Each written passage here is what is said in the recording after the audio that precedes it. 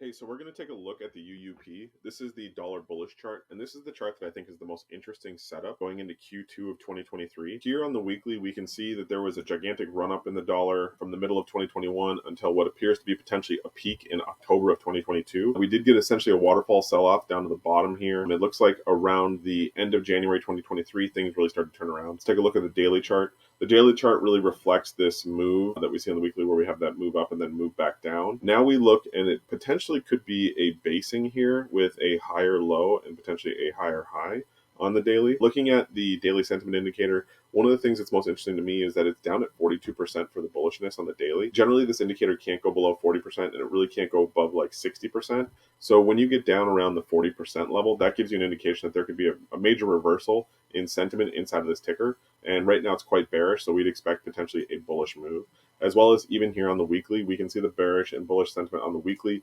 We see it really hitting a low here in 2020, really hitting its high here in the middle of 2021, like we saw, and then now falling on the weekly.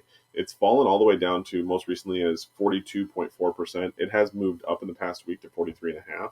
That's really positive. We could see a big bullish move on the weekly sentiment indicator too. Let's take a look at the volume here. The weekly volume, we saw a humongous spike of volume at the end of 2022. It's essentially receded. It looks like this moving average here peaked on the 16th of 2022. Now we continue to fall. Looking at the daily volume, continue to see the exact same thing, which is essentially volatility in the volume is falling, which tells us that most likely we could get a positive uptrend as you see volume kind of grinding down. It could just fly higher. Let's look at the volatility correlation to price here on the daily. The red again this is the volatility.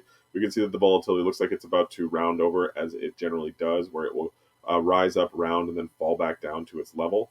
It looks like it's going to begin falling over, and the correlation is currently falling as well. So if the price is falling and the correlation is falling, that would actually be incredibly bullish for the price action, because that would actually mean that the price is going to rise based on volatility. We can see here the weekly volatility. The volatility continues to fall. The correlation looks like it's spiked a little bit this week, as it appears that with the dollar falling and volatility falling on the weekly, that we can see that we got essentially a follow through in the price of what the derivative, which look it up if you don't understand what I mean in terms of a mathematical meaning, not necessarily a financial instrument. We can see that the derivative of volatility, which is coming from price, essentially is foretelling that we're seeing what appears to be currently selling off. We'll look at the non-sentiment trade range here on the weekly.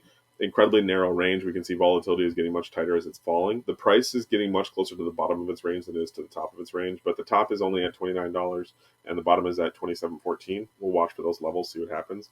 On the daily here, this range is very tight because the volatility is very small, but it looks like the bottom is at $27.36, price is around $27.74.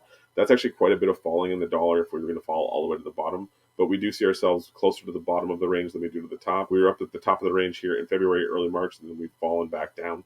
So the dollar to me looks like the most interesting chart that I could be setting up to watch for the month of April, potentially buying some calls on it, especially in the money ones, because you could get a move that could take you well above these levels in the mid $27. So that's just what I think. If you have any questions, comments, please feel free to like, subscribe, or leave a comment below. Have a great day.